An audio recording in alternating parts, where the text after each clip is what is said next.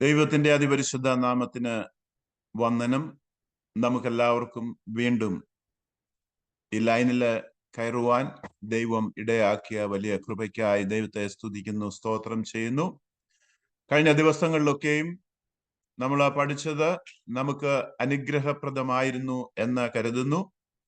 മത്തായിയുടെ സുവിശേഷം 26-ാം അധ്യായത്തിന്റെ 28-ാമത്തെ വാക്യം നമുക്ക് വായിക്കാം. മത്തായിയുടെ സുവിശേഷം 26-ാം അധ്യായത്തിന്റെ 28-ാമത്തെ വാക്യം. This is my blood of the new covenant that is shed for many for the remission of their sins. ഇത് അനേകർക്ക് പാപമോചനത്തിന് വേണ്ടി ചൊരിയുന്ന പുതിയ നിയമത്തിന്റെ എന്റെ രക്തമാകുന്നു. പുതിയ നിയമത്തിന്റെ എന്റെ രക്തമാകും. നമ്മൾ ഇന്ന് ഏബ്രഹാമിക് കവനന്റ് ഇന്ന് അവസാനിപ്പിക്കും. നാളെ നമുക്ക് അടുത്ത ആഴ്ച നമുക്ക് മൊസൈക് കവനന്റ് 1-2 ആഴ്ച, അത് കഴിഞ്ഞ് ന്യൂ കവനന്റ് ഏതാനും ആഴ്ചകള്. ഹസ്ബൻഡും വൈഫും തമ്മിലുള്ളത് ഒരു ബ്ലഡ് കവനന്റ് ആണ്. നിങ്ങൾ അതിനെപ്പറ്റി ചിന്തിക്കണം. How come it is a blood covenant? ഭാര്യാഭർത്തൃബന്ധം എന്നത് ഒരു രക്ത ഉടമ്പടിയാണ്. വിശുദ്ധ വേദപുസ്തകത്തിൽ നിന്ന് ചിന്തിക്കുക. പിന്നീട് ലോർഡ് സപ്പറിലേക്ക് അവിടെ നിന്ന് നമ്മൾ കടക്കുന്നതാണ്. നമുക്ക് കഴിഞ്ഞ ദിവസം അബ്രഹാമിന് കൊടുത്ത ഉടമ്പടിയെ പറ്റി നാം പഠിച്ചു. ഉൽപ്പത്തി പുസ്തകം 12-ാം അധ്യായത്തിന്റെ 1 മുതൽ 3 വരെയുള്ള വാക്യങ്ങളാണ്. അതൊന്ന് വായിക്കാം. അബ്രഹാമിന് കൊടുത്ത ഉടമ്പടി ഒന്ന് വായിച്ചാട്ട്. ആരെങ്കിലും അൺമ്യൂട്ട് ചെയ്തിട്ട് ഒരാൾ വായിച്ചാട്ട്.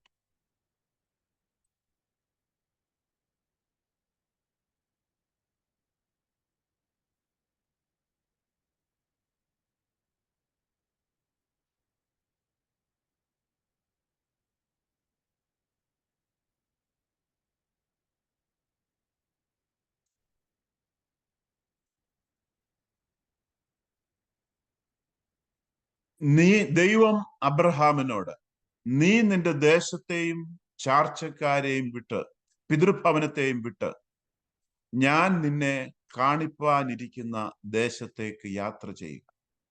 ഞാൻ നിന്നെ അനുഗ്രഹിക്കും. ഞാൻ നിന്നെ വലിയൊരു ജാതിയാക്കും. ഞാൻ നിന്റെ പേർ വലുതാക്കും. നീ ഒരു അനുഗ്രഹമായിരിക്കും. നിന്നെ അനുഗ്രഹിക്കുന്നവരെ ഞാൻ അനുഗ്രഹിക്കും. നിന്നെ ശപിക്കുന്നവർ ശപിക്കപ്പെട്ടവരാകും. നിന്നിൽ ഭൂമിയിലെ സകല വംശങ്ങളും അനുഗ്രഹിക്കപ്പെടും. ഇതാണ് സുവിശേഷം എന്ന് പൗലോസ് അപ്പോസ്തലൻ ഗലാത്യ ലേഖനം 3-ാം അധ്യായം 8-ാം വാക്യത്തില് നമ്മളോട് ആഹ്വാനം ചെയ്യുന്നു. നിന്നിൽ ഭൂമിയിലെ സകല വംശങ്ങളും അനുഗ്രഹിക്കപ്പെടും എന്നുള്ളതാണ് സുവിശേഷം. കഴിഞ്ഞ ദിവസം നമ്മൾ പഠിച്ചു, ഒരു കവനന്റിന് 3 ഭാഗമായിട്ട് നമുക്ക് അതിനെ തരംതിരിക്കാം. ഒന്ന്, this is the body of the covenant. ഞാൻ നിന്നെ അനുഗ്രഹിക്കും. ഞാൻ നിന്റെ പേർ വലുതാക്കും. നീ ഒരു അനുഗ്രഹമായിരിക്കും. This is the body of the covenant.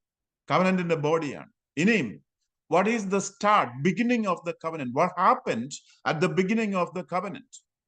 എന്ത് സംഭവിച്ചു? നമുക്ക് 3ആയിട്ട് തിരിക്കാം. Beginning of the covenant. Beginning of the കവനന്റില് there was a name change. പേര് മാറ്റിയിട്ടു. അബ്രഹാം എന്ന പേര് അബ്രഹാമും സാറായി എന്ന പേര് സാറായും ആക്കി. ദൈവം പുതിയ കവനന്റിലേക്ക്, പുതിയ ഉടമ്പടിയിലേക്ക്, പുതിയ കുടുംബത്തിലേക്ക് പ്രവേശിച്ച വ്യക്തികളുടെ പേര് മാറ്റം ചെയ്തു. ഒരു സ്ത്രീ വിവാഹം കഴിച്ച ശേഷം ഭർതൃഗൃഹത്തിലേക്ക് കടന്നു വരുമ്പോൾ, ഭർത്താവുമായിട്ടുള്ള ബന്ധത്തിൽ കടന്നു വരുമ്പോൾ, പേര് പുതിയൊരു കുടുംബത്തിലേക്ക് കടന്നു വരുമ്പോൾ പേര് മാറ്റം ചെയ്യുന്നുണ്ട്. എന്ന് പറഞ്ഞതുപോലെ ദൈവ കുടുംബത്തിലേക്ക് കടന്നു വന്ന, ദൈവിക ഉടമ്പടിയിലേക്ക് കടന്നു വന്ന അബ്രഹാമിന്റെയും സാറായുടെയും പേര് മാറ്റി. 1-ാം ഭാഗം the beginning of the covenant. 2-ാമത്തെ ഭാഗം കട്ട് ദ കവനന്റ്, ഉടമ്പടി കട്ട് ചെയ്യുക. അത് ഉൽപ്പത്തി പുസ്തകം 15-ാം അധ്യായത്തിൽ നാം വായിച്ചു പഠിച്ചു കഴിഞ്ഞ ദിവസം. മൃഗങ്ങളെ അറുത്ത് രണ്ടായി വെച്ച ശേഷം അതിന്റെ മധ്യത്തിൽ കൂടി അങ്ങോട്ടും ഇങ്ങോട്ടും രണ്ട് തീപ്പന്തങ്ങൾ, a burning furnace and a smoking torch, അങ്ങോട്ടും ഇങ്ങോട്ടും പോകുന്നത് കണ്ടു. ദൈവവുമായിട്ട് ഉടമ്പടി ചെയ്തു. The beneficiary was Abraham. Abraham ആയിരുന്നു അതിന്റെ ഉടമ്പടിയുടെ beneficiary. So we are the beneficiary of the new covenant deed. We all are the beneficiary of the new covenant deed. Abraham ഈ ഉടമ്പടി ദൈവവുമായിട്ട് ഈ ഉടമ്പടി ചെയ്യുമ്പോൾ അബ്രഹാം ഉറങ്ങിക്കിടക്കുക. ദൈവവുമായിട്ട് ഉറങ്ങിച്ചെല്ലുമ്പോൾ ദൈവവുമായിട്ട് ഉടമ്പടി ചെയ്യുമ്പോൾ അബ്രഹാം ഗാഢനിദ്രയിലാണ്. അപ്പോൾ അബ്രഹാമിനോട് ആദ്യം ദൈവം 15-ാം അധ്യായത്തിൽ നേരിട്ട് പറയുകയാണ്, ഞാൻ നിന്റെ I am your shield and your exceedingly great reward. ഞാൻ നിന്റെ പരിചയം, നിന്റെ അതിമഹത്തായ പ്രതിഫലവും ആകുന്നു എന്ന് അബ്രഹാമിനോട് നേരിട്ട് ദൈവം പറഞ്ഞ് ആ അധ്യായം മുൻപോട്ട് വരുമ്പോൾ ഈ കവനന്റ് കട്ട് ചെയ്ത് മൃഗങ്ങളെ, ദൈവത്തിന് പകരം മൃഗങ്ങളെ അറുത്ത് ദൈവത്തിന്റെ സ്ഥാനത്ത് വെച്ച് ദൈവം ഇതിന്റെ മധ്യത്തിൽ കൂടി കടന്നുപോയി. ദൈവത്തോട് തന്നെ എടുത്ത തീരുമാനം, ദൈവം തന്നെത്താൻ ഒരു തീരുമാനം എടുക്കുകയാണ്, ഉടമ്പടി എടുക്കുകയാണ്. ആ സമയത്ത് അബ്രഹാമിനെ ദൈവം ഗാഢനിദ്രയിലാക്കി, അനസ്തറ്റൈസ് ചെയ്തു. അവനൊരു വലിയ അനസ്തീഷ്യ കൊടുത്ത് അബ്രഹാമിനെ ഗാഢനിദ്രയിലാക്കിയ ശേഷം പിന്നീട് ദൈവം പറയുന്നത്, അബ്രഹാമിന്റെ ഗാഢനിദ്രയിൽ അവനോട് സ്വപ്നത്തിൽ അരുളി ചെയ്യുകയാണ്, നീ നിന്റെ ദേശമല്ലാത്ത പരദേശത്ത് 400 സംവത്സരം അടിമകളായി പാർത്ത നിന്റെ സന്തതി അവരെ സേവിക്കും എന്നറിഞ്ഞുകൊള്ളുക. ആ 400 സംവത്സരത്തിന് ശേഷം അനേക ബഹുസമ്പന്നരായി ഞാൻ അവരെ മടക്കി വരുത്തും എന്നും അറിഞ്ഞുകൊള്ളുക എന്ന് അബ്രഹാമിനോട് ഉറക്കത്തിൽ ദൈവം സ്വപ്നത്തിൽ കൂടി അരുളി ചെയ്തു. അതിനുശേഷം പറയുന്നു, ഈ ദേശമെല്ലാം, അതിരുകൾ പറഞ്ഞു, ഈ ദേശമെല്ലാം നിനക്കും നിന്റെ സന്തതിക്കും ഞാൻ കൊടുക്കും എന്ന് അബ്രഹാമിനോട് പറഞ്ഞു. 2-ാം ഭാഗം കട്ട് ദ കവനന്റ്. ഇതാണ് 2ാമത്തെ ഭാഗം, കട്ട് ദ കവനന്റ്. ഇനി ഇന്ന് 3-ാമത്തെ ഭാഗത്തിലേക്കാണ് നാം വരുന്നത്. അതായത് completion of the covenant. How to enter into that covenant. എങ്ങനെയാണ് ഈ ഉടമ്പടിയിലേക്ക് അബ്രഹാം പ്രവേശിക്കുന്നത്, അല്ലെങ്കിൽ അബ്രഹാമിന്റെ ഭാഗത്തു നിന്ന് how do Abraham complete or enter into the covenant. Abraham എങ്ങനെയാണ് ഈ കവനന്റിലേക്ക് പ്രവേശിക്കുന്നത്, അല്ലെങ്കിൽ തുടർന്ന് വരുന്ന അബ്രഹാമിന്റെ സന്തതി പരമ്പരകൾ എങ്ങനെയാണ് ഈ കവനന്റിലേക്ക് പ്രവേശിക്കുന്നത് എന്നാണ്. അതിനായിട്ട് നമുക്ക് ജനസിസ്, ഉൽപ്പത്തി പുസ്തകം 17-ാം അധ്യായത്തിന്റെ 13 മുതൽ ഉള്ള വാക്യങ്ങൾ നമുക്ക് വായിക്കാം. 17-ാം അധ്യായത്തിന്റെ 10 മുതൽ 13 വരെയുള്ള വാക്യങ്ങൾ നമുക്ക് വായിക്കാം.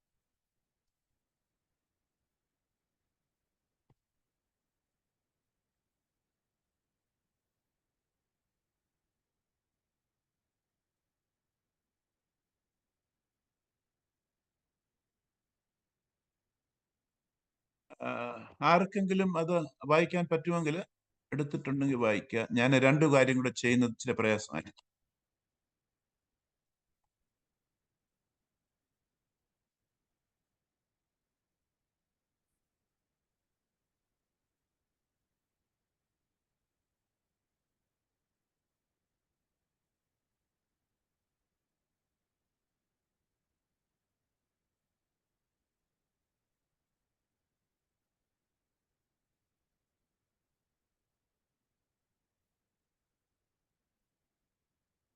എനിക്കും നിങ്ങൾക്കും നിന്റെ ശേഷം നിന്റെ സന്തതിക്കും മധ്യേയുള്ളതും നിങ്ങൾ പ്രമാണിക്കേണ്ടതുമായ എന്റെ നിയമം ആവിത്. നിങ്ങളിൽ പുരുഷ പ്രജയൊക്കെയും പരിച്ഛേദന ഏൽക്കണം. നിങ്ങളിൽ പുരുഷ പ്രജയൊക്കെയും പരിച്ഛേദന ഏൽക്കണം. നിങ്ങളുടെ അഗ്രചർമ്മം പരിച്ഛേദന ചെയ്യണം. അത് എനിക്കും നിങ്ങൾക്കും മധ്യേയുള്ള നിയമത്തിന്റെ അടയാളം ആകും. തലമുറ തലമുറയായി നിങ്ങളിൽ പുരുഷ പ്രജയൊക്കെയും 8 ദിവസം പ്രായമാകുമ്പോൾ പരിച്ഛേദന ഏൽക്കണം. 8 ദിവസം പ്രായമാകുമ്പോൾ പരിച്ഛേദന ഏൽക്കണം. വീട്ടിൽ ജനിച്ച ദാസനായാലും നിന്റെ സന്തതി അല്ലാത്തവനായി അന്യനോട് വിലയ്ക്ക് വാങ്ങിയവനായാലും ശരി, നിന്റെ വീട്ടിൽ ജനിച്ച ദാസനും നീ വില കൊടുത്ത് വാങ്ങിയവനും പരിച്ഛേദന ഏറ്റേ കഴിയൂ. എന്റെ നിയമം നിങ്ങളുടെ ദേഹത്തിൽ നിത്യ നിയമം ആയിരിക്കണം. ആ പരിച്ഛേദന എനിക്കും നിങ്ങൾക്കും മധ്യയുള്ള നിയമത്തിന്റെ അടയാളം ആകുന്നു എന്ന് കർത്താവ് അവിടെ പറയുന്നു. അപ്പോൾ നമ്മള് മൂന്നാം ഭാഗം, ഈ ഉടമ്പടിയുടെ മൂന്നാം ഭാഗം എങ്ങനെയാ മൂന്നാം ഭാഗത്തിലേക്ക് കയറുന്നത്, അല്ലെങ്കിൽ ഏബ്രഹാം എങ്ങനെയാണ് ഈ ഉടമ്പടിയിലേക്ക് പ്രവേശിക്കുന്നത്? ഏബ്രഹാമിന്റെ സന്തതിയാകുന്ന ഇസഹാക്കിന്റെ കാലത്ത് ഇസഹാക്ക് എങ്ങനെയാണ് ഈ ഉടമ്പടിയിലേക്ക് പ്രവേശിക്കുന്നത്? യാക്കോബ് എങ്ങനെയാണ് ഉടമ്പടിയിലേക്ക് പ്രവേശിക്കുന്നത്? അതാണ് ഇന്ന് ചിന്തിക്കുവാനായിട്ട് പോകുന്നത്. ഈ പരിച്ഛേദന എനിക്കും നിങ്ങൾക്കും തമ്മിലുള്ള എൻ്റെ നിത്യ നിയമം ആകും എന്ന് പറഞ്ഞാൽ, ഈ ഉടമ്പടിയിലേക്ക് പ്രവേശിക്കേണ്ടതിന്, അബ്രഹാം ഈ ഉടമ്പടിയിലേക്ക് പ്രവേശിക്കേണ്ടതിന് അവൻ പരിച്ഛേദന ചെയ്യണം. അബ്രഹാം ഈ ഉടമ്പടിയിലേക്ക് പ്രവേശിക്കേണ്ടതിന് അബ്രഹാം പരിച്ഛേദന ഏൽക്കണം. അതായത് തൻ്റെ ശരീരത്തിൽ നിന്ന് രക്തം ഊർന്ന് വീഴണം, തൻ്റെ ശരീരത്തിൽ നിന്ന് രക്തം ഇറ്റിച്ച് വീഴണം. ഇത് ഒരു ബ്ലഡ് കവനന്റ് ആണ്. ദൈവത്തിന് പകരമായി മൃഗങ്ങളെ, ഒരു പശുക്കിടാവിനെയും ആട്ടുകൊറ്റനെയും കുറുപ്രാവുകളെയും ഒക്കെ എടുത്ത് അതിനെ മധ്യത്തിൽ കൂടി പിളർന്ന് ആ രക്തം വാർന്ന് ഒഴുകുന്ന ആ സ്ഥലത്തേക്ക്, അതിന്റെ മധ്യത്തിലേക്ക്, ആ രക്തത്തിന്റെ നടുവിൽ നിന്നുകൊണ്ട് കർത്താവ് ഉടമ്പടി ചെയ്തു. ദൈവത്തിന് പകരം, യഹോവയ്ക്ക് പകരം ഈ മൃഗങ്ങളുടെ രക്തം, ആ രക്തത്തിൽ നിന്നുകൊണ്ട് ദൈവം ഉടമ്പടി ചെയ്തു. അബ്രഹാം എങ്ങനെയാണ് ഉടമ്പടിയിൽ പ്രവേശിക്കേണ്ടത്?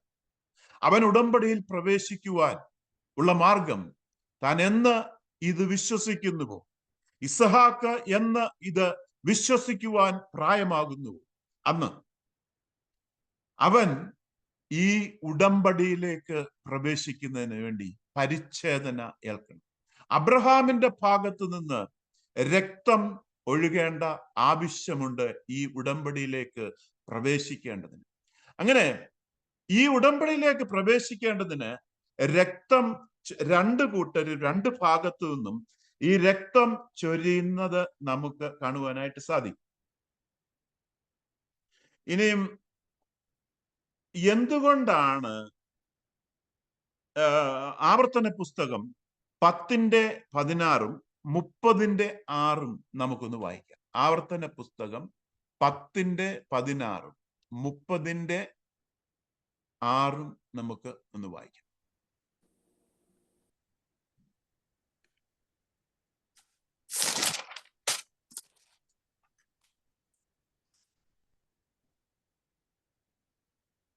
ആകയാൽ നിങ്ങൾ നിങ്ങളുടെ ഹൃദയത്തിന്റെ അഗ്രചർമ്മം പരിച്ഛേദന ചെയ്യുവിൻ, ഇനിമേൽ ദുശാഠ്യമുള്ളവർ ആകരുത്. ഇനിയും 30:6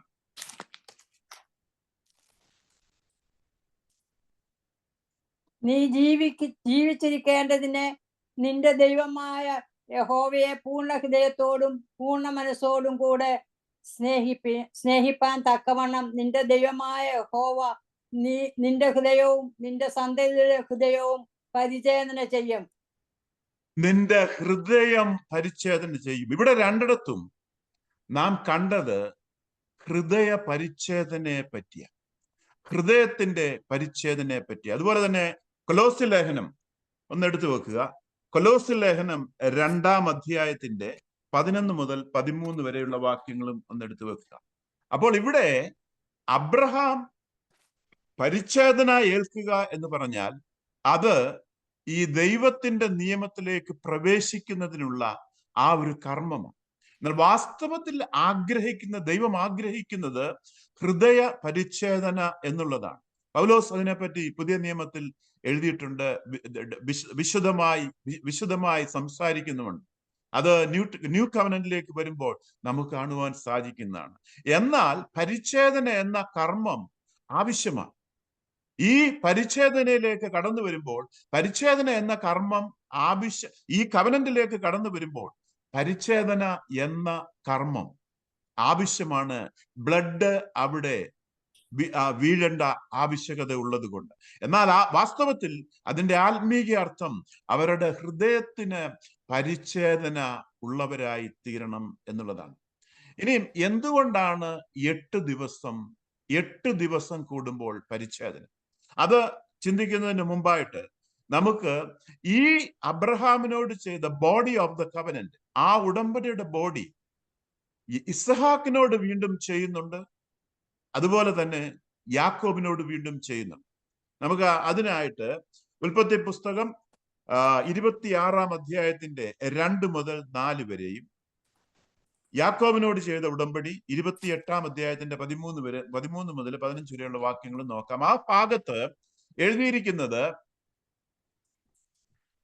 അവിടെ എഴുതിയിരിക്കുന്നത് അബ്രഹാമിനോട് ചെയ്ത ഈ ഉടമ്പടി തന്നെ ഇസഹാക്കിനോട് എടുത്തു പറയുക, ഒന്നുകൂടെ അത് ആവർത്തിക്കുക, കുറച്ചുകൂടെ ആഡ് ചെയ്യുക. യാക്കോബിനോട് പറയുമ്പോൾ അത് വീണ്ടും യാക്കോബിനോട് ഉറപ്പിക്കുക. യാക്കോബും ഇസഹാക്കും ഒക്കെ പരിച്ഛേദനയേറ്റ് ഈ കവനന്റിന്റെ ഭാഗഭാക്കുകളാകുകയും ചെയ്തു. വായിക്കാം നമുക്ക് ഉൽപ്പത്തി 26-ന്റെ 2 മുതൽ 4 വരെ. യഹോവ അവന് പ്രത്യക്ഷനായി അരുളിച്ചതെന്തെന്നാ, നീ മിസ്രൈമിലേക്ക് പോകരുത്, ഞാൻ നിന്നോട് കൽപ്പിക്കുന്ന ദേശത്തേക്ക് പാർക്ക, ഈ ദേശത്ത് താമസിക്ക, ഞാൻ നിന്നോട് കൂടെ ഇരുന്ന് നിന്നെ അനുഗ്രഹിക്കും, നിനക്കും നിന്റെ സന്തതിക്കും ഈ ദേശം ഒക്കെയും തരും, നിന്റെ പിതാവായ അബ്രഹാമിനോടും ഞാൻ ചെയ്ത സത്യം നിവർത്തിക്കും. അപ്പോൾ ഇസഹാക്കിനോട് പറയാ, ഞാൻ നിന്നെ അനുഗ്രഹിക്കും, നിനക്കും നിന്റെ സന്തതിക്കും ഞാൻ ഈ ദേശം ഒക്കെയും തരും എന്ന് അബ്രഹാമിനോട് ചെയ്ത ഉടമ്പടി ഇസഹാക്കിനോടും ചെയ്യുക. ഇതിനിടയ്ക്കാണ് നമുക്കറിയാവുന്നത്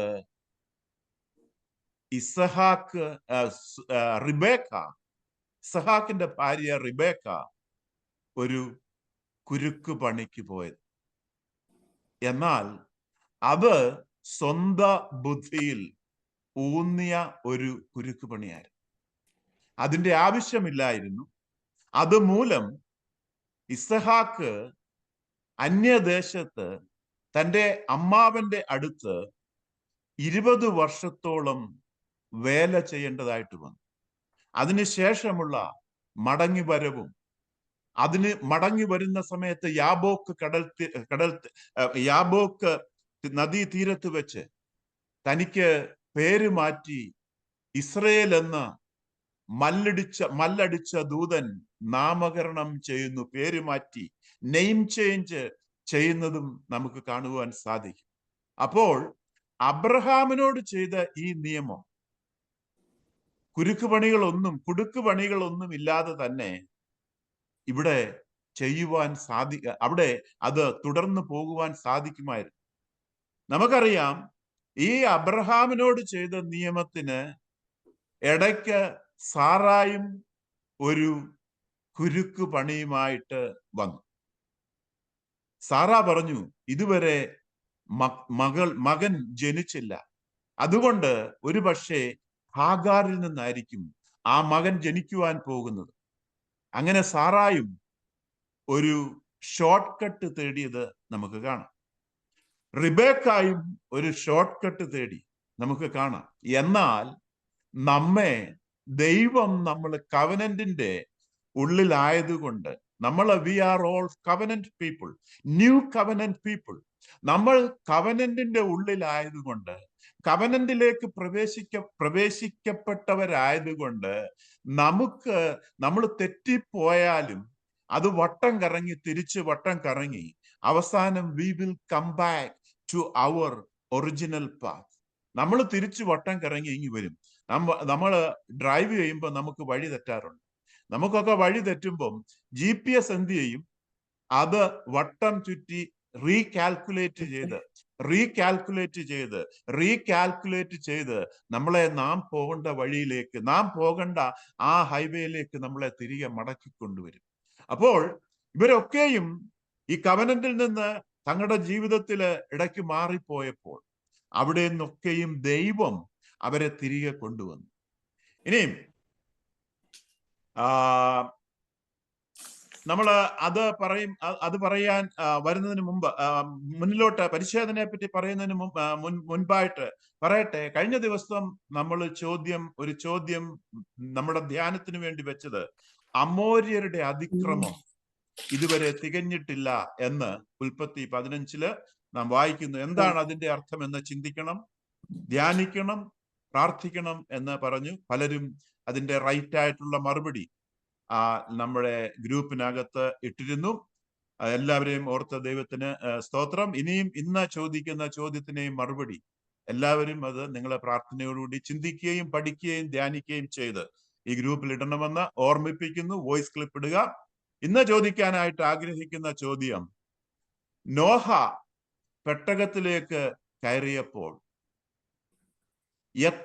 എത്ര പേർ ശുദ്ധിയുള്ള മൃഗങ്ങളെയും എത്ര പേർ ശുദ്ധിയില്ലാത്ത മൃഗങ്ങളെയും ഈ പേടകത്തിലേക്ക് കയറ്റി?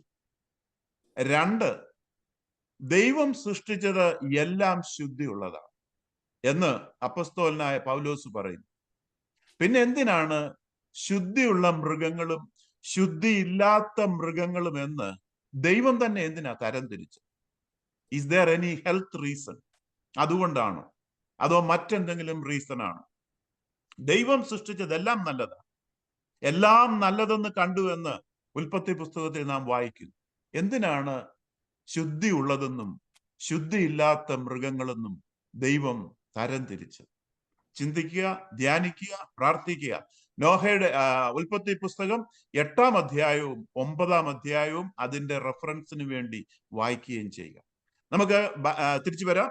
അമോര്യരുടെ അതിക്രമം ഇതുവരെ തീർന്നിട്ടില്ല, തികഞ്ഞിട്ടില്ല എന്ന് പറഞ്ഞു. അതിക്രമം എന്നാണ് ഇംഗ്ലീഷില് the iniquity of the Amorites is not yet fulfilled. അമോര്യരുടെ അതിക്രമം ഇതുവരെയും തികഞ്ഞിട്ടില്ല എന്ന് പറയുന്നു. അത് പറയുന്നതിന് തൊട്ട് മുമ്പ് ഓർക്കുക, ദൈവം അബ്രഹാമിനോട് പറയുകയാണ്, പിശാച് ചെയ്യാൻ പോകുന്നത് ഞാൻ നിന്നെ മുൻപ് കൂട്ടി അറിയിക്കുകയാണ്. 400 സംവത്സരം നിന്റെ തലമുറ സ്വന്തമല്ലാത്ത ദേശത്ത് പരദേശികളായി പാർക്കും. നമ്മൾ അതിന് മറുപടി കഴിഞ്ഞ ദിവസം പറഞ്ഞതാണ്. ദൈവം ശിക്ഷിച്ചതല്ല അബ്രഹാമിനെ, അബ്രഹാമിന്റെ യാതൊരു വീഴ്ച കൊണ്ടുമല്ല, പക്ഷിയെ പിളർക്കാഞ്ഞിട്ടല്ല. കാരണം പക്ഷിയെ പിളർക്കണ്ട എന്ന് പിന്നീടാണ് എങ്കിലും ദൈവം പറയുന്നുണ്ട്. പക്ഷിയെ നടുവെ പിളർന്നാൽ മാത്രം മതി, ഇതിനെ 2 ആക്കണ്ട എന്ന് ലേവ്യ പുസ്തകത്തിൽ പറയുന്നുണ്ട്. അപ്പോ പക്ഷിയെ പിളർക്കാഞ്ഞത് കൊണ്ടല്ല, അബ്രഹാം വിശ്വസിക്കാഞ്ഞത് കൊണ്ടാണെന്ന് പറയുമ്പോൾ, അബ്രഹാം വിശ്വസിക്കാഞ്ഞത് കൊണ്ട് അവൻ തന്റെ തലമുറ എന്തിനാണ് അന്യദേശത്തേക്ക് അയക്കുന്നത്? അബ്രഹാമിനെ അല്ലേ ശിക്ഷിക്കേണ്ടത്? 4 തലമുറയല്ലേ? അപ്പോൾ അബ്രഹാം വിശ്വസിക്കാഞ്ഞത് കൊണ്ടല്ല. ഇനിയും മറ്റൊരു വാദം, റാഞ്ചൽ പക്ഷികൾ വന്നപ്പോൾ അതിനെ അബ്രഹാം ആട്ടിക്കളഞ്ഞത് കൊണ്ടാണ്. അതുമല്ല. കാരണം റാഞ്ചൽ പക്ഷികൾ എന്ന് പറയുന്നത്, അത് റാഞ്ചൽ പക്ഷി പരിശുദ്ധാത്മാവാകുന്നു, അതിനെ ആട്ടിക്കളഞ്ഞത് കൊണ്ടാണ് ഈ 400 സംവത്സരത്തെ പരദേശത്തിന് പോകേണ്ടി വന്നതെന്ന് പറയുന്നു. അതും അല്ല. കാരണം പരിശുദ്ധാത്മാവിനെ പ്രാവിനോട് ഉപമിക്കുന്നു. ഇവിടെ നോർമലായിട്ട് നമ്മൾ നോക്കിയാൽ മൃഗങ്ങളെ അറുത്ത് വെച്ചിരിക്കുക, മാംസം ഭക്ഷിക്കുക എന്നുള്ളത് കഴുകന്റെ ജോലി. റാഞ്ചൽ പക്ഷി അത് മാംസം റാഞ്ചിക്കൊണ്ട് പോകാനാ വന്നത്.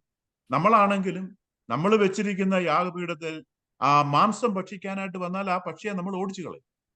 അപ്പോൾ അതുമൊന്നുമല്ല അതിന്റെ റീസൺ അധികാരം നഷ്ടപ്പെട്ട അബ്രഹാം, അധികാരം നഷ്ടപ്പെട്ട ആദം, ഭൂമിയുടെ മേലുള്ള അധികാരം ചതിയിൽ വീണ നഷ്ടപ്പെട്ട ആദത്തിന് തുടർന്ന് വരുന്ന തന്റെ തലമുറകൾക്കും ഭൂമിയുടെ മേലുള്ള അധികാരം നഷ്ടപ്പെട്ടു. അബ്രഹാമിന് ഭൂമിയുടെ മേൽ അധികാരമില്ല.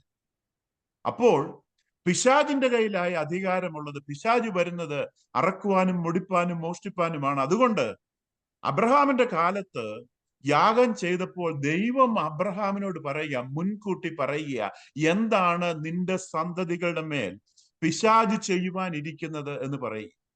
400 സംവത്സരം നിന്റെ സന്തതികൾ അന്യദേശത്തേക്ക് പരദേശിയായി പോകും, അവരെ പീഡിപ്പിക്കുമെന്ന് നീ അറിഞ്ഞുകൊള്ളുക എന്ന് ദൈവം അബ്രഹാമിനോട് പ്രവചനം പറയുകയാണ്, മുൻകൂട്ടി പറയുകയാണ് എങ്ങനെയാണ് പിശാച് നിന്റെ തലമുറയെ ദണ്ഡിപ്പിക്കാൻ പോകുന്നതെന്ന്.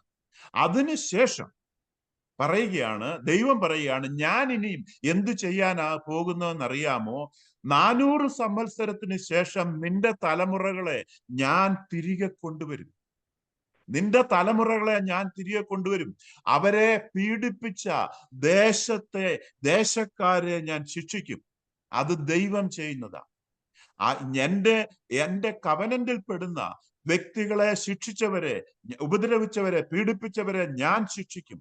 മാത്രമല്ല 400 വർഷം അടിമവേല ചെയ്ത് അവർ മടങ്ങി വരുമ്പോൾ അവരെ ബഹുസമ്പത്തുള്ളവരായി അവരെ തിരികെ ഞാൻ കൊണ്ടുവരും. അത് ഞാൻ ചെയ്യുന്നതാണെന്ന് ദൈവം അബ്രഹാമിനോട് പറയുക. ഞാൻ അവരെ ബഹുസമ്പന്നരായിട്ട് അവരെ തിരികെ കൊണ്ടുവരും. അറിയാമല്ലോ, 10th പ്ലേഗ്, മൂത്തപുത്രന്മാർ എല്ലാം ബലിയാടായപ്പോൾ മിസ്രൈമ്യര് പറഞ്ഞു, എങ്ങനെയെങ്കിലും ഇവിടുന്ന് ഒന്ന് പോയി തന്നാ മതി. അവരുടെ സ്വർണവും വെള്ളിയും അവരുടെ ധനശേഖരങ്ങളൊക്കെയും ഇസ്രയേൽ മക്കൾക്ക് കൊടുത്ത് അവരെ പറഞ്ഞയച്ചു. അവരെ കൊള്ളയടിച്ച് ബഹുസമ്പന്നരായി ഒരു രാഷ്ട്രം രൂപീകരിച്ച് ഒരു രാഷ്ട്രം ഇറങ്ങിത്തിരിച്ചു. ആ രാഷ്ട്രം ചെങ്കടല് കടന്നു. പുതിയൊരു രാഷ്ട്രം രൂപീകരിക്കപ്പെടുകയാണ്. എന്നിട്ട് പറയുകയാണ്, ഇനിയും പറയുകയാണ്, അമോര്യരുടെ അകൃത്യം ഇതുവരെ തികഞ്ഞിട്ടില്ലല്ലോ. അതിന്റെ അർത്ഥം ഈ 4 തലമുറകൾ വരെയും അമോര്യര് പാപം ചെയ്തുകൊണ്ടിരിക്കും എന്ന് ഞാൻ എൻ്റെ മുന്നറിവിനാൽ, എൻ്റെ ഫോർനോളജിനാൽ ഞാൻ കാണുന്നു. ആ 4 സംവത്സരം വരെയും ഞാൻ അവർക്ക് മാനസാന്തരപ്പെടുവാൻ അവസരം നൽകിക്കൊണ്ടിരിക്കും. ഞാൻ അവർക്ക് മാനസാന്തരപ്പെടുവാൻ അവസരം നൽകിക്കൊണ്ടിരിക്കും. അവര് മാനസാന്തരപ്പെട്ടവർക്ക് അത് കൊള്ളാം. മാനസാന്തരപ്പെട്ട തലമുറ 4-ാം വർഷം കഴിയുമ്പോൾ, 400 സംവത്സരം കഴിയുമ്പോൾ അവരുടെ അതിക്രമം തികയും. അവർക്ക് ശിക്ഷയ്ക്ക് അവർ യോഗ്യരായി മാറും. ഞാൻ എൻ്റെ ആ ദീർഘക്ഷമയുടെ അതിർവരമ്പുകൾക്ക് അസ്തമയമിടും, വിരാമമിടും.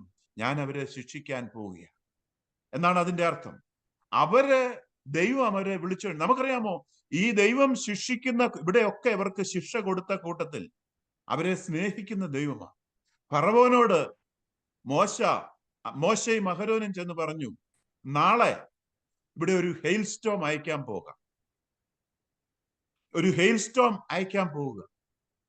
അതുകൊണ്ട് ഇസ്രായേൽ മക്കൾ താമസിക്കുന്ന ഗോഷേൻ പ്രദേശത്ത് ഒരു മൃഗങ്ങൾക്കും കന്നുകാലികൾക്കും ഒന്നിനും, ഒരു ആടുമാടുകൾക്കും ഒരു ദോഷവും വരത്തില്ല. കൃഷികൾക്ക് ദോഷമൊന്നും വരത്തില്ല. എന്നാൽ മിസ്രൈമിൽ മുഴുവൻ ഹെയിൽ സ്റ്റോം ഞാൻ അയക്കാൻ പോവുകയാണ്, സകല മൃഗങ്ങളും നശിച്ചു പോകും. എന്നിട്ട് മോശയോട് ഒരു കാര്യം കൂടെ പറഞ്ഞു.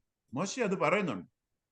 ഫറവോനോട് വീണ്ടും പറയാ, അതുകൊണ്ട് നീ നിന്റെ ആടുകളെയും മൃഗങ്ങളെയും കന്നുകാലികളെയും എല്ലാം, നിനക്കുള്ളതെല്ലാം, നിന്റെ ദാസന്മാരെയും ദാസിമാരെയും എല്ലാവരെയും നീ ചെന്ന് അവരോട് പറഞ്ഞ് നീ അവരെ അകത്താക്കി സംരക്ഷിച്ചു കൊള്ളുക. ഹല്ലേലൂയ എന്നും ദൈവം പറയുന്നു.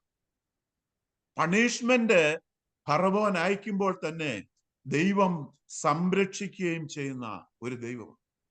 എനിവേ, അമോര്യരോട് പറഞ്ഞു, ഇത് അവരുടെ അകൃത്യം പൂർത്തീകരിക്കപ്പെടുന്നത് അപ്രകാരമാണ്. നമ്മൾ അതിന് വായിക്കുവാനായിട്ട് പറഞ്ഞ റെഫറൻസ് ലേവ്യ പുസ്തകം പെട്ടെന്ന് നമുക്ക് എടുക്കാം. ലേവ്യ പുസ്തകം 18-ാം അധ്യായത്തിന്റെ 6 മുതൽ 7 വരെയുള്ള വാക്യം, പിന്നീട് 24 മുതൽ 25 വരെയുള്ള വാക്യം.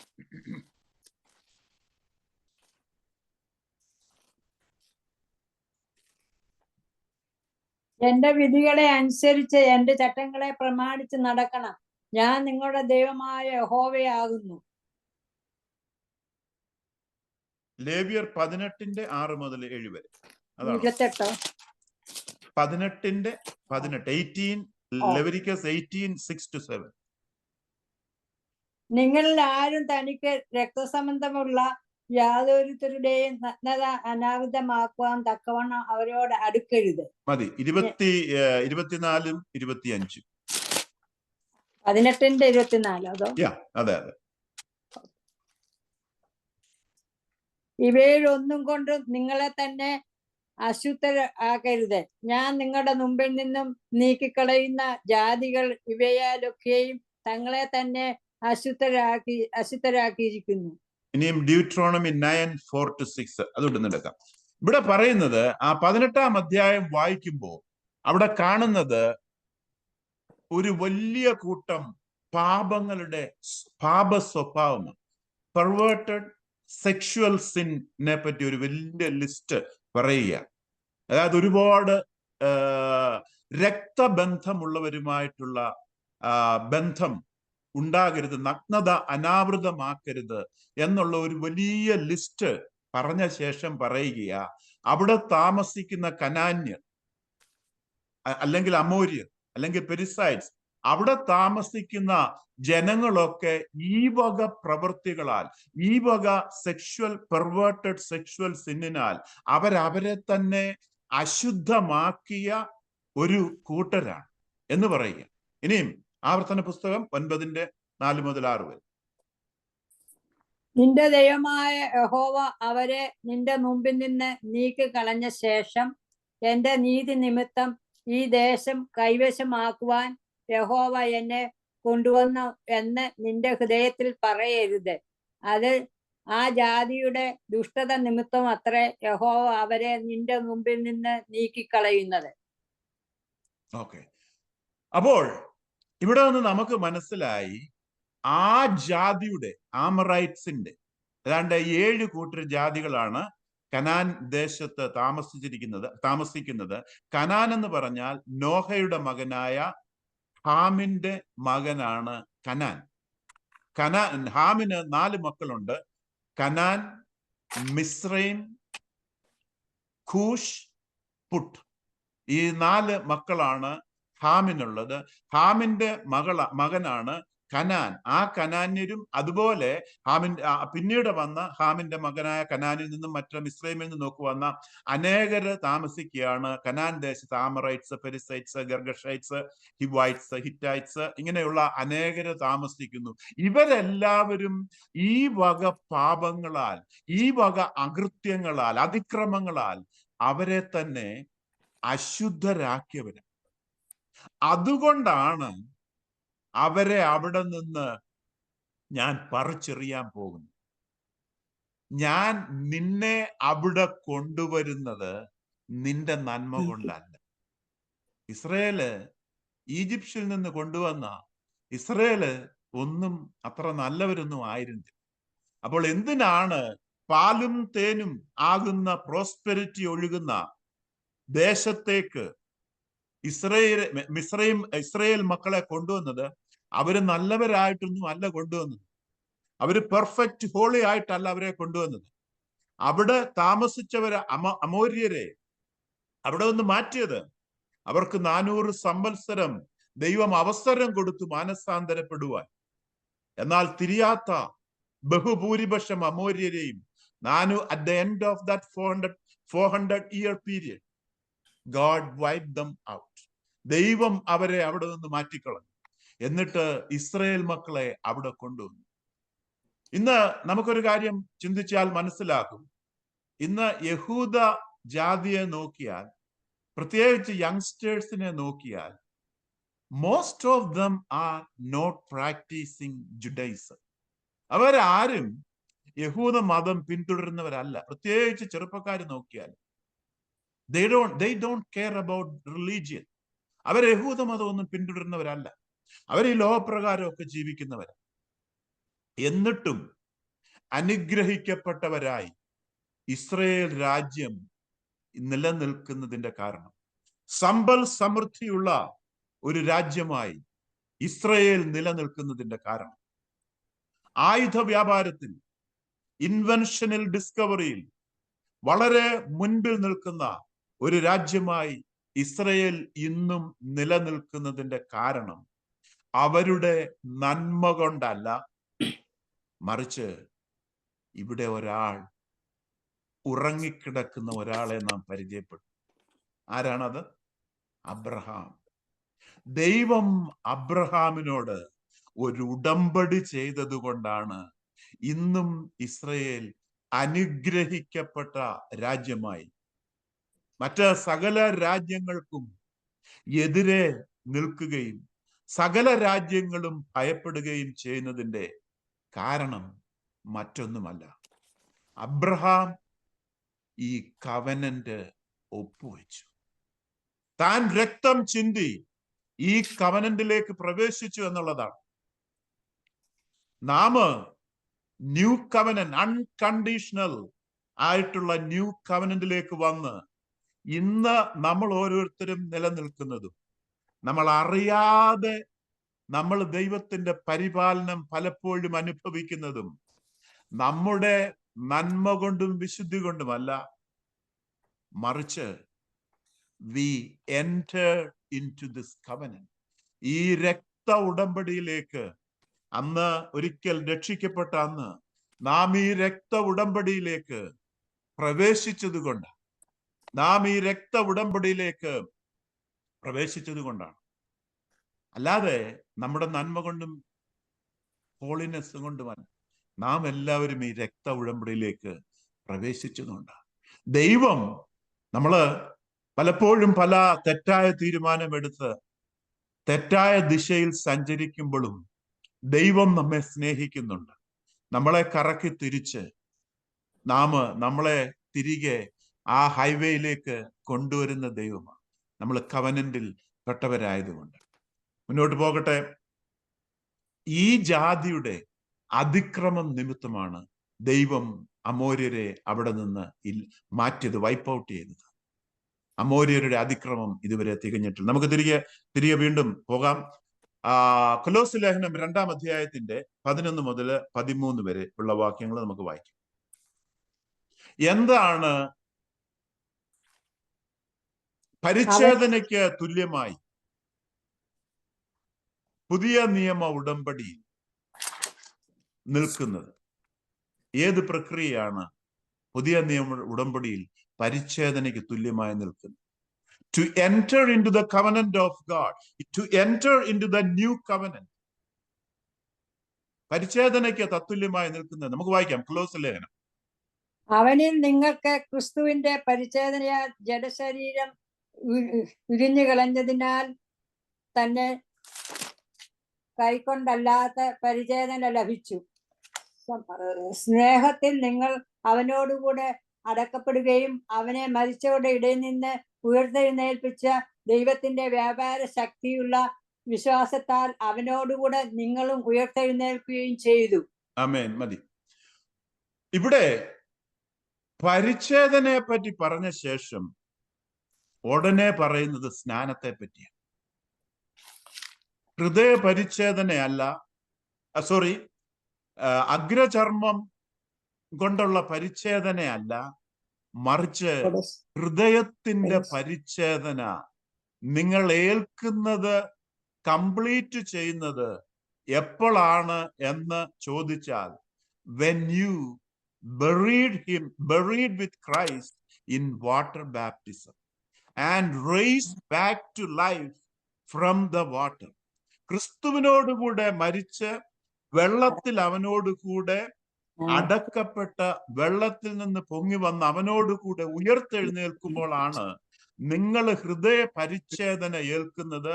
നിങ്ങൾ സ്നാനപ്പെടുമ്പോഴാണ് ഹൃദയ പരിച്ഛേദന ഏൽക്കുന്നത്. ആ സമയത്താണ് നിങ്ങൾ യഥാർത്ഥമായി ആ കവനന്റിലേക്ക് പ്രവേശിക്കുന്നത്. എന്നാണ് ഇവിടെ പറയുന്നത്. അബ്രഹാം ദൈവത്തിൽ വിശ്വസിച്ചാൽ മാത്രം മതിയോ എന്ന് ചോദിക്കുമ്പോൾ, യെസ്, അബ്രഹാം ദൈവത്തിൽ വിശ്വസിച്ചു. ഉൽപ്പത്തി 15 നാം വായിക്കുന്നു, അബ്രഹാം ദൈവത്തിൽ വിശ്വസിച്ചു, അതവന് നീതിയായി കണക്കിട്ടു. അബ്രഹാം ദൈവത്തിൽ വിശ്വസിച്ചു, അത് അവന് നീതിയായി കണക്കിട്ടു. അവനെ നീതീകരിച്ചു. നമ്മള് വീണ്ടും ജനിച്ചപ്പോൾ, കർത്താവിൽ വിശ്വസിച്ചപ്പോൾ നമ്മെ കർത്താവ് നീതീകരിച്ചു. നാം നീതിമാന്മാരായി തീർന്നു. God made us righteous. പുതിയ നിയമത്തിന്റെ ഒരു സംഗ്രഹം എടുത്താൽ, പുതിയ നിയമം ഒരൊറ്റ വേർഡിൽ സംഗ്രഹിച്ചാൽ പറയാൻ പറ്റുന്ന ഒരു കാര്യമുണ്ട്. God made U righteous. ദൈവം നിന്നെ നീതിമാനായി കണക്കിട്ടു എന്നുള്ളതാണ് പുതിയ നിയമത്തിന്റെ സംഗ്രഹം. ദൈവം നിന്നെ നീതിമാനായി കണക്കിട്ടു. God made you righteous. God does not see us sinners. ദൈവം നമ്മളെ, പുതിയ നിയമ ഉടമ്പടിയിലേക്ക് വന്ന നമ്മളെ ദൈവം പാപികളായിട്ടല്ല കാണുന്നത്. ഈ രക്ത ഉടമ്പടിയിലേക്ക് വന്ന നമ്മളെ നീതിമാന്മാരായിട്ടാ, ദൈവത്തിന്റെ നീതിമാന്മാരായിട്ടാ, നീതീകരണമായിട്ടാ കാണുന്നത്. സോ അപ്പോൾ അബ്രഹാം ദൈവത്തിൽ വിശ്വസിച്ചു, അത് അവന് നീതിയായി കണക്കിട്ടു. നാം ദൈവത്തിൽ, കർത്താവിൽ വിശ്വസിച്ചു, അത് നമുക്ക് നീതിയായി കണക്കിട്ടു. എന്നാൽ അബ്രഹാം, ഈ വിശ്വാസം വന്നു. അബ്രഹാം അവന് ആ കവനന്റിലേക്ക് പ്രവേശിക്കേണ്ടതിന്, ആ കവനന്റ് അബ്രഹാമിന്റെ ജീവിതത്തിൽ കംപ്ലീറ്റ് ആകേണ്ടതിന്, he cut off his foreskin, അവൻ പരിച്ഛേദന ഏറ്റു. ഇവിടെ പുതിയ നിയമത്തിൽ പറയുകയാണ്, in order to enter into this new covenant, അവിടെ ഒന്ന് ഒപ്പുവെക്കേണ്ടതിന്, അവിടെ ആ മുദ്രപത്രത്തിന്റെ, ന്യൂ കവനന്റ് ഡീഡിന്റെ അടിയിൽ ഒപ്പുവെക്കുന്നത്, നമ്മളോട് ഒപ്പുവെക്കണമല്ലോ. ഞാനിത് വിശ്വസിക്കുന്നു എന്ന് പറഞ്ഞ് ഒപ്പുവെക്കുന്നത്, സിഗ്നേച്ചർ ഇടുന്നത് വെള്ളത്തിൽ അവനോടുകൂടെ കുഴിച്ചിടപ്പെട്ട് അവനോടുകൂടെ ഉയർത്തെഴുന്നേൽക്കുമ്പോൾ അത്രേ എന്ന് ഇവിടെ നിന്ന് നമുക്ക് മനസ്സിലാവും. നീ മുന്നോട്ട് പോകുക കൊണ്ട് ഞാൻ നിർത്തുകയാണ്. എന്തുകൊണ്ടാണ് 8ാമത്തെ ദിവസം പരിച്ഛേദന ഏൽക്കുന്നത്? അങ്ങനെയാ നമ്മൾ വായിച്ചത്. 8ാമത്തെ ദിവസം പരിച്ഛേദന ഏൽക്കണം.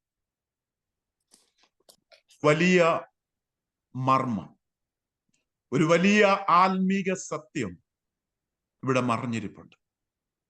8ാമത്തെ ദിവസം പരിച്ഛേദന ഏൽക്കണം. എന്താണ് 8ാമത്തെ ദിവസത്തിന്റെ പ്രത്യേകത? നാം ഉൽപ്പത്തി പുസ്തകം പഠിക്കുമ്പോൾ 6 ദിവസം കൊണ്ട് ദൈവം ഭൂമിയെ സൃഷ്ടിക്കുന്നതും, പ്രപഞ്ചത്തെ സൃഷ്ടിക്കുന്നതും, ഭൂമി, സൂര്യൻ, നക്ഷത്രങ്ങൾ, മറ്റ് ഗോളങ്ങള്, എല്ലാം ആടുമാടുകള്, വൃക്ഷലതാദികള്, എല്ലാം ഒരു മനുഷ്യന് ആവശ്യമായത് എല്ലാം സൃഷ്ടിക്കുന്നത് നമുക്ക് കാണാം 6 ദിവസം കൊണ്ട്. മനുഷ്യനെ ഇതുവരെ സൃഷ്ടിച്ചില്ല. ദൈവം 6 ദിവസം കൊണ്ട് ജനിക്കുവാനിരിക്കുന്ന ആദമിനും ഹൗവയ്ക്കും ആവശ്യമായതെല്ലാം, അല്ലെങ്കിൽ സൃഷ്ടിക്കുവാനിരിക്കുന്ന ആദമിനും ഹൗവയ്ക്കും ആവശ്യമായതെല്ലാം ഒരുക്കി വെച്ചു. When everything was ready in 6 days, God created Adam and Eve. മനുഷ്യന് വേണ്ടത് എല്ലാം ഒരുക്കി റെഡിയാക്കി വെച്ച് കഴിഞ്ഞപ്പോൾ ദൈവം മനുഷ്യനെ സൃഷ്ടിച്ചു. 1 പത്രോസ് 2-ാം അധ്യായത്തിലാണെന്ന് തോന്നുന്നു, അവിടെ എഴുതിയിരിക്കുന്നു, അവൻ നമുക്ക് ക്രിസ്തുവിനെ കുറിച്ചുള്ള പരിജ്ഞാനത്തിന്റെ തികവിനാൽ, by the excellency of the knowledge of Christ, his divine power has provided us everything that we need in this material life and also in the spiritual life. അതായത് ദൈവത്തിന്റെ ദൈവിക ശക്തി ക്രിസ്തുവിനെ കൂടുതൽ അറിയും തോറും നമുക്ക് ഭൗതിക ജീവിതത്തിനും ആത്മീക ജീവിതത്തിനും വേണ്ടത് മുഴുവൻ അവൻ ഒരുക്കി വെച്ചിട്ടാണ് നമ്മളെ ഓരോരുത്തരെയും വീണ്ടും ജനനത്തിന്റെ രക്ഷയുടെ അനുഭവത്തിലേക്ക് നമ്മെ കൊണ്ടുവരുന്നു. There is no lack. ഒരു മുട്ടുമില്ല. ആദമിന് കണ്ണ് ചിമ്മി തുറന്നു വന്നപ്പോൾ ആദമിനും ഹൗവയ്ക്കും ഒരു മുട്ടുമില്ല. വേണ്ടതെല്ലാം, വേണ്ടുന്നതെല്ലാം, ചോദിച്ചതെല്ലാം, ചോദിക്കാനിരിക്കുന്നതെല്ലാം തന്റെ ചുറ്റുപാടും എല്ലാം ഒരുക്കി വെച്ചിരിക്കുക. ദൈവം ഒരിക്കലും ചിന്തിച്ചില്ല ആദം ഇന്നത് ചോദിക്കാൻ പോവുക, ഞാൻ അത് സൃഷ്ടിക്കാൻ മറന്നുപോയി, എന്നാ സൃഷ്ടിച്ചേക്കാം എന്ന് കരുതേണ്ട വന്നില്ല. ജനിക്കുന്നതിന് മുമ്പ് വേണ്ടതെല്ലാം ഒരുക്കി തന്നിട്ടുണ്ട്. നാം വീണ്ടും ജനിക്കുന്നതിന് മുമ്പ് നമുക്ക് വേണ്ടതെല്ലാം ഇവിടെ ഒരുക്കി വെച്ചിട്ടുണ്ട്. ആത്മീക ജീവിതത്തിനും വേണ്ടത് ഒരുക്കി വെച്ചിട്ടുണ്ട്, ഭൗതിക ജീവിതത്തിനും വേണ്ടത് ഒരുക്കി വെച്ചിട്ടുണ്ട്. We need to believe it. We need to act on that belief. നമ്മളിത് വിശ്വസിക്കണം. ആ വിശ്വാസത്തിന്റെ പുറത്ത് നാം പ്രവർത്തിക്കണം. ഒന്നിനും മുട്ടില്ല. എന്നെ കേൾക്കുന്ന എല്ലാവരോടും പറയട്ടെ, നിങ്ങളുടെ ജീവിതത്തിൽ മുട്ടുണ്ടാകത്തില്ല. യഹോവ എന്റെ ഇടയനാകുന്നു, എനിക്ക് മുട്ടുണ്ടാകത്തില്ല. I shall not be in want. എനിക്ക് ബുദ്ധിമുട്ടുണ്ടാകത്തില്ല. ബുദ്ധിമുട്ടുണ്ടാക്കുന്നത് പിശാച്. നമുക്ക് വേണ്ടത് സകലതും ദൈവം ഒരുക്കി വെച്ചിട്ടാണ് നമ്മളെ വീണ്ടും ജനനത്തിൽ കൂടി നമ്മളെ സൃഷ്ടിച്ചൊരു പുതിയ സൃഷ്ടിയാക്കി മാറ്റിയത്. നാം ഒരു പുതിയ സൃഷ്ടിയാണ്. ഒരുവൻ ക്രിസ്തുവിലായാൽ അവൻ പുതിയ സൃഷ്ടിയാകുന്നു, പഴയത് കഴിഞ്ഞുപോയി. നമുക്ക് വേണ്ടതെല്ലാം ഇവിടെ ഒരുക്കി വെച്ചിട്ടുണ്ട്. നാം ഇത് വിശ്വസിക്കണം. നാം വിശ്വസിച്ച് നമ്മുടെ ഇമാജിനേഷനില് നമുക്ക് മുട്ടുണ്ടാകത്തില്ലെന്ന് നമ്മൾ കാണണം. നമുക്കൊന്നിനും ദോഷം വരത്തില്ല, ഒരു ദോഷവും വരത്തില്ലെന്ന് നമ്മൾ കാണണം. കാരണം പ്രപഞ്ച സൃഷ്ടാവായ എന്റെയും നിന്നെയും സൃഷ്ടിച്ച, സർവത്തെയും സൃഷ്ടിച്ച ആ ദൈവം എവിടെയായിരിക്കുന്നത്? സ്വർഗത്തിലല്ല ദൈവം വസിക്കുന്നത്. ആ ദൈവം വസിക്കുന്നത് എന്റെയും നിങ്ങളുടെയും ഹൃദയത്തിലാണ്. നമ്മളോട് കൂടെ നടക്കുന്ന ഒരു കർത്താവാ, നമ്മളോട് കൂടെ വരുന്ന ഒരു കർത്താവാ. നമ്മൾ ചോദിക്കുന്നതിന് മുമ്പ് നമുക്ക് വേണ്ടതെല്ലാം തരുന്ന, ചിന്തിക്കുന്നതിന് മുമ്പ് നമുക്ക് വേണ്ടതെല്ലാം നൽകി തരുവാൻ റെഡിയായി സദാ സന്നദ്ധനായി നിൽക്കുന്ന കർത്താവാ നമുക്കുള്ളത്. വേണ്ടത് മുഴുവൻ ചെയ്യുവാൻ നമ്മുടെ മനസ്സിനാണ് നമ്മൾ രൂപാന്തരം പ്രാപിക്കേണ്ടത്. We need to think according to the word, not according to the word. ലോകത്തിലോട്ടല്ല നമ്മൾ നോക്കേണ്ടത്. നമുക്കൊരു നീട് വരുമ്പോൾ, നമുക്കൊരു മുട്ട് വരുമ്പോൾ, ഒരു ബുദ്ധിമുട്ട് വരുമ്പോൾ നമ്മൾ ലോകത്തിലോട്ടല്ല നോക്കേണ്ടത്. നമ്മൾ വചനവുമായിട്ട്, വചനത്തിന്റെ മുമ്പാകെ ആയിരിക്കേണ്ടത്. നമ്മൾ പോയിരുന്ന് കരയുകയല്ല ചെയ്യേണ്ടത്. നമ്മൾ വചനം എടുത്തു വെച്ച് ആ വചനത്തിന്റെ മുൻപിൽ നിന്ന് വിളിച്ചു പറയണം, എനിക്ക് വേണ്ട സകലതും ഇതിനകത്തുണ്ട്. നാം അത് കണ്ടുപിടിക്കണം. നമ്മുടെ മനസ്സിനെ പാകപ്പെടുത്തണം. നമ്മുടെ മനസ്സിനെ രൂപാന്തരം വരുത്തിയെടുക്കണം. Renew our mind according to the word of God. ഏഴാമത്തെ ദിവസം ആദമിനെയും ഹൗവയെയും സൃഷ്ടിച്ച് ഭൂമിയിലാക്കി. അപ്പോൾ ദൈവത്തിന്റെ ഏഴാമത്തെ ദിവസം ആദമും ഹൗവയും കണ്ണൊക്കെ ചിമ്മി കണ്ണു തുറന്ന് ആദമും ഹൗവയും ദൈവത്തിന്റെ ഏഴാമത്തെ ദിവസത്തിലേക്ക് പ്രവേശിക്കുമ്പോൾ ആദമിന്റെയും ഹൗവയുടെയും ഒന്നാമത്തെ ദിവസമാണ്. ദൈവത്തിന്റെ ഏഴാമത്തെ ദിവസം ദൈവം വിശ്രമത്തിലേക്ക്, കാരണം സകലതും സൃഷ്ടിച്ചു കഴിഞ്ഞു. മക്കൾക്ക് വേണ്ട സകലതും സൃഷ്ടിച്ചു കഴിഞ്ഞു. ഇനിയും സൃഷ്ടിക്കാൻ ഒന്നുമില്ല.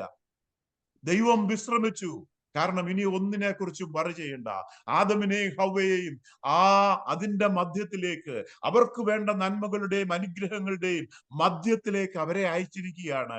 നമുക്ക് ഇനിയും ഒന്നും സൃഷ്ടിക്കാനില്ല. സകലതും സൃഷ്ടിച്ചു. അവൻ സ്വസ്ഥതയിലേക്ക് പ്രവേശിച്ചു. ആദമിന്റെയും ഹവ്വയുടെയും ആദ്യത്തെ ദിവസം സ്വസ്ഥതയിലേക്ക് പ്രവേശിച്ച ദിവസമാ. അവര് സ്വസ്ഥതയിലാണ് ആരംഭിക്കുന്നത്. സ്വസ്ഥതയിൽ നിന്ന് സ്വസ്ഥതയിലേക്ക്, from a sabbatical rest to another sabbatical rest. Every day is a rest, a sabbatical rest. സ്വസ്ഥതയിൽ നിന്ന് സ്വസ്ഥതയിലേക്ക് ആദമും ഹവ്വയും മുന്നേറിക്കൊണ്ടിരിക്കുക. കാല് വെച്ചുകൊണ്ട്, ഓരോ ചുവട്ടടികൾ വെച്ചുകൊണ്ട് സ്വസ്ഥതയിൽ നിന്ന്, ഇന്നത്തെ സ്വസ്ഥതയിൽ നിന്ന് അടുത്ത ദിവസത്തെ സ്വസ്ഥതയിലേക്ക്, അടുത്ത ദിവസത്തെ സ്വസ്ഥതയിൽ നിന്ന് അടുത്ത ദിവസത്തെ സ്വസ്ഥതയിലേക്ക്. കാരണം ഇനിയും ഒന്നും സൃഷ്ടിക്കാനില്ല. കാരണം വേണ്ടതെല്ലാം ദൈവം തങ്ങളുടെ പ്രിയ പിതാവ് ഇവിടെ ഒരുക്കി വെച്ചിരിക്കുകയാണ്. കാൽവറി ക്രൂശിൽ കർത്താവ് മരിച്ചപ്പോ പറയുന്നു, ഇതാ സകലതും നിവൃത്തിയായി, സകലതും നിവൃത്തിയായി. അവർക്ക് വേണ്ടതെല്ലാം എന്റെ അടുത്തേക്ക് വരികയും ആ വിശ്വാസത്താൽ ഈ ന്യൂ കവനന്റിലേക്ക് പ്രവേശിക്കുകയും ചെയ്യുന്നവർക്ക് വേണ്ടത് സകലതും സകലതും സകലതും നിവൃത്തിയായി. സകലതുമായി കംപ്ലീറ്റ് എവരിതിങ്. ഞാൻ ഇതെല്ലാം കംപ്ലീറ്റ് ചെയ്യുകയാണ്. അവർക്ക് ആത്മീക ജീവിതത്തിനും ഭൗതിക ജീവിതത്തിനും ആവശ്യമായത് മുഴുവൻ മുഴുവൻ മുഴുവൻ ഞാൻ ഇവിടെ സൃഷ്ടിച്ചാക്കി. അവരാ പുസ്തകം ഒന്ന് തുറന്ന്, ദാറ്റ് ലിറ്റിൽ ഓൾഡ് ബുക്ക്, അതൊന്ന് തുറന്ന് അതിൽ ഇത് കണ്ടിരുന്നുവെങ്കിൽ അവരുടെ നീടുകള്, അവരുടെ ബുദ്ധിമുട്ടുകള്, അവരുടെ മുട്ടെല്ലാം ഈ പുസ്തകത്തിൽ എഴുതി വെച്ചിട്ടുണ്ട്. ഈ പുസ്തകത്തിൽ അതിനൊരു പരിഹാരമുണ്ട് എന്ന് അവരറിഞ്ഞിരുന്നുവെങ്കിൽ അവരുടെ ആത്മീക ജീവിതത്തിന് മാത്രമല്ല അവരുടെ ഭൗതിക ജീവിതത്തിനും വേണ്ടതെല്ലാം ഈ പുസ്തകത്തിലുണ്ട് എന്ന് അറിഞ്ഞിരുന്നുവെങ്കിൽ അവരും വീണ്ടും ജനിച്ച അവരും നമ്മളെല്ലാവരും വീണ്ടും ജനിച്ച നമ്മളെല്ലാവരും സ്വസ്ഥതയിൽ നിന്ന് സ്വസ്ഥതയിലേക്ക് നടന്നു മാറിയിരുന്നുവെങ്കിൽ, ഇന്നത്തെ സ്വസ്ഥതയിൽ നിന്ന് നാളെ സ്വസ്ഥതയിലേക്ക് മാറിയിരുന്നുവെങ്കിൽ, വീണ്ടും വീണ്ടും സ്വസ്ഥതയിലേക്ക് പോയിരുന്നുവെങ്കിൽ, ക്രിസ്തീയ ജീവിതം, കർത്താവിനോട് ചേർന്ന് നടക്കുന്ന ജീവിതം ഭാരം കുറഞ്ഞതാണ്. അത് വറിയുള്ളതല്ല. നിങ്ങൾ എന്റെ നുകം എടുത്തുകൊണ്ട് എന്നോട് ചേർന്ന് നടപ്പീൻ. ആ ഭാരം മുഴുവൻ ഞാൻ എടുത്തോളാം. ഞാൻ ഒരു കയ്യേൽ നിങ്ങളെ പിടിച്ചോളാം. നുകം എന്റെ പുറത്തിരുന്നോട്ട്, നുകം എന്റെ ചുമലിരുന്നോട്ട്, എന്റെ കൂടെ ഒന്ന് നടന്നു വന്നാ മതി. രണ്ടുപേർ ഒരുമിച്ചിട്ടല്ലാതെ, ഒത്തൊരുമിച്ചിട്ടല്ലാതെ അവർക്ക് ഒരുമിച്ച് നടക്കുവാൻ പറ്റുമോ? 2 people has to agree in the purpose. രണ്ടുപേര് അവരുടെ പർപ്പസിൽ ഒരുമിച്ചെങ്കിൽ മാത്രമേ അവർക്ക് മുൻപോട്ട് ജീവിക്കുവാൻ സാധിക്കത്തുള്ളൂ. ദൈവത്തോട് ചേർന്ന്, കർത്താവിനോട് കൂടെ ചേർന്ന് അവന്റെ കയ്യെ പിടിച്ചുകൊണ്ട്, അല്ലെങ്കിൽ അവൻ കരം പിടിച്ചിട്ടുണ്ട്, അവൻ നുകം മുഴുവൻ എടുത്തിട്ടുണ്ട്. എന്റെ നുകം മൃദുവും ലഘുവുമാകും. ഇത് ഭാരം കുറഞ്ഞതാ, ഇത് ഭാരം കുറഞ്ഞതാ. കർത്താവിന്റെ കൂടെ നടന്നാ മതി. അബ്രഹാം ദൈവത്തിൽ വിശ്വസിച്ചു, അതവന് നീതിയായി കണക്കിട്ടു. അപ്പോൾ നമ്മളെ സ്വസ്ഥതയിലേക്കാ ദൈവം വിളിച്ചിരിക്കുന്നത്. മരിച്ച് സ്വർഗത്തിൽ ചെന്നിട്ടല്ല സ്വസ്ഥത. സ്വസ്ഥത ഇവിടെ ആരംഭിക്കുകയാണ്. ആ സ്വസ്ഥത ഇവിടെ ആരംഭിക്കുകയാണ്. ഇന്ന് വിശ്രമമാണ്, ഇന്ന് റെസ്റ്റ് ആണ്.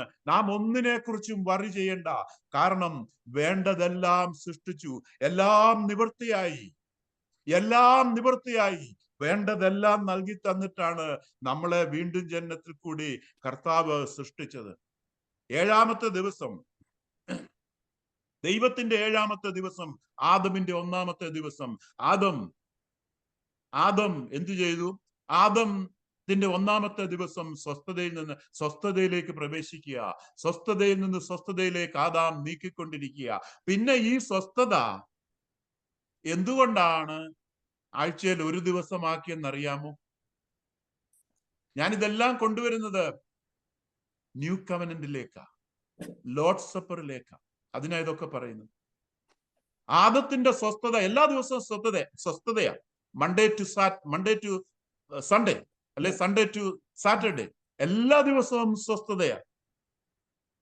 പിന്നെ എന്നാണ് ദൈവം ഒരു ദിവസം സ്വസ്ഥതയാക്കിയെന്നറിയാമോ? പാപത്തിൽ വീണ ശേഷം. മനുഷ്യൻ പാപത്തിൽ വീണ ശേഷം അവനെ പഠിപ്പിക്കാനാ. ആദം അങ്ങനെ ആയിരുന്നില്ല. അവൻ എല്ലാ ദിവസവും സ്വസ്ഥതയാണ്. പുതിയ നിയമ വിശ്വാസികൾക്ക് സൺഡേ ഒരു ശാബത ദിവസമൊന്നുമില്ല. അവർക്ക് എല്ലാ ദിവസവും സ്വസ്ഥതയാണ്. എല്ലാ ദിവസവും അവർക്ക് വിശ്രമത്തിന്റെ ദിവസമാണ്. വിശ്രമം എന്ന് പറഞ്ഞാൽ യാതൊരു അല്ലലും അലച്ചിലും നമ്മുടെ മനസ്സിനെ ബാധിക്കാതെ സകല ബുദ്ധിയെയും കവിയുന്ന ദൈവ സമാധാനം നമ്മളെ അങ്ങ് പൊസസ് ചെയ്യുന്ന ആ സ്വസ്ഥതയാണ് ഞാൻ പറയുന്നത്. 7-ാമത്തെ ദിവസം കഴിഞ്ഞു. 7-ാമത്തെ ദിവസം കഴിഞ്ഞു. അടുത്ത ദിവസം 8-ാമത്തെ ദിവസത്തിലേക്ക് വരികയാണ്. അടുത്ത ആഴ്ചവട്ടത്തിന്റെ പുതിയ ദിവസം ആരംഭിക്കുക. 8-ാം ദിവസം എന്ന് പറയുന്നത് അടുത്ത ആഴ്ചയായി. ആഴ്ചവട്ടത്തിന്റെ 1-ാമത്തെ ദിവസമാണ്. ആഴ്ചവട്ടത്തിന്റെ 1-ാം ദിവസം എന്താ സംഭവിച്ചത്? പുതിയ നിയമത്തിലേക്ക് വരിക. അബ്രഹാം 8-ാം ദിവസം പരിച്ഛേദന, അബ്രഹാം അല്ല, പരിച്ഛേദന 8-ാം ദിവസം നിങ്ങൾ പരിച്ഛേദന ഏൽക്കണം. നിന്റെ സന്തതികളെല്ലാം 8-ാം ദിവസം പരിച്ഛേദന ഏൽക്കണം. എന്തിനാ 8-ാം ദിവസം? 8-ാം ദിവസം എന്ന് പറയുന്നത് ആഴ്ചവട്ടത്തിന്റെ 1-ാം ദിവസം. നമ്മൾ പഠിച്ചു, സാറ്റർഡേ വൈകിട്ട് 6 മണി മുതൽ സൺഡേ വൈകിട്ട് 6 മണി വരെ 1-ാം ദിവസമാണ് യഹൂദന്റെ കണക്കനുസരിച്ച്. Sunset to sunset. സാറ്റർഡേ വൈകിട്ട് 6 മണി മുതൽ സൺഡേ വൈകിട്ട് 6 മണി വരെ യഹൂദന്റെ 1-ാം ദിവസം. ഈ 1-ാം ദിവസം നടന്ന ഒരു സംഭവമുണ്ട് ന്യൂ ടെസ്റ്റ്മെന്റ്. എന്താണ് നടന്നത്? 1-ാം ദിവസം ഹല്ലേലൂയ സകല പൈശാചിക ബന്ധനത്തെയും പൈശാചിക അധികാരങ്ങളുടെയും തലമണ്ടയ്ക്കടിച്ച് പൈശാചികനെ പരാജയപ്പെടുത്തി ഒരുവൻ ഇതാ ഉയർത്തെഴുന്നേറ്റിരിക്കുന്നു.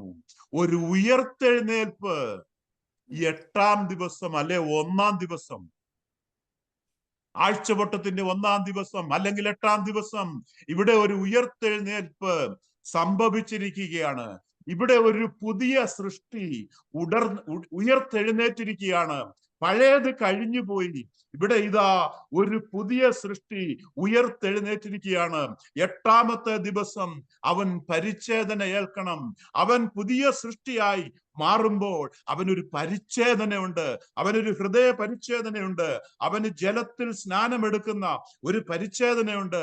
8-ാം ദിവസം അവനൊരു പുതിയ സൃഷ്ടിയായി ഒരു പുതിയ യുഗത്തിലേക്ക്, ഒരു പുതിയ തലമുറയിലേക്ക് അവൻ പ്രവേശിക്കുകയാണ്.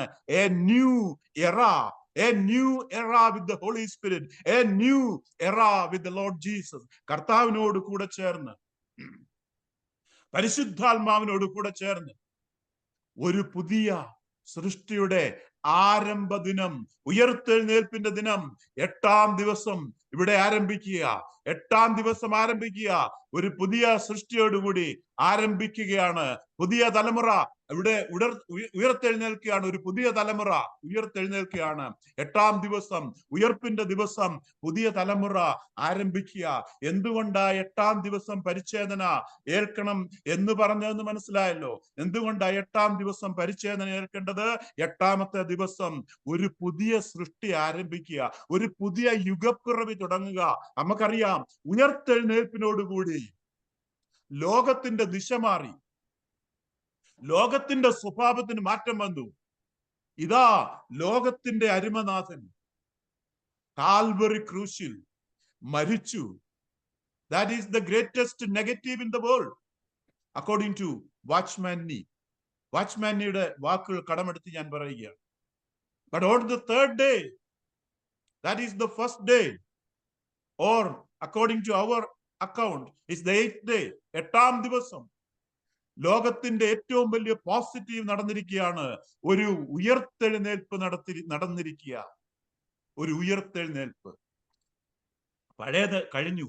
ഇതാ യോഹന്നാൻ 12:30 ഭാഗങ്ങളിൽ വായിക്കുന്നു, ഇപ്പോൾ ലോകത്തിന്റെ ന്യായവിധിയാകുന്നു. ലോകത്തിന്റെ ന്യായവിധിയാകുന്നു. ലോകത്തിന്റെ പ്രഭുവിനെ പുറത്തുള്ള ഇരുട്ടിലേക്ക് തള്ളിക്കളയും. ലോകത്തിന്റെ പ്രഭുവിനെ പുറത്തുള്ള ഇരുട്ടിലേക്ക് തള്ളിക്കളയും. ലോകത്തിന്റെ പ്രഭുവിനെ പുറത്തുള്ള ഇരുട്ടിലേക്ക് തള്ളിക്കളഞ്ഞു. ഇവിടെ ഒരു വലിയ ഉയർത്തെഴുന്നേൽപ്പ് നടന്നിരിക്കുക. ആ ഉയർത്തെഴുന്നേൽപ്പിൽ പ്രവേശിക്കേണ്ടതിന് നമ്മൾ ഹൃദയ പരിച്ഛേദനയെ സൂചിപ്പിക്കുന്ന വെള്ളത്താലുള്ള സ്നാനം ഏറ്റെടുത്ത് ഈ ന്യൂ കവനന്റിലേക്ക് പ്രവേശിക്കേണ്ടത് അത്യന്താപേക്ഷിതമാണ്.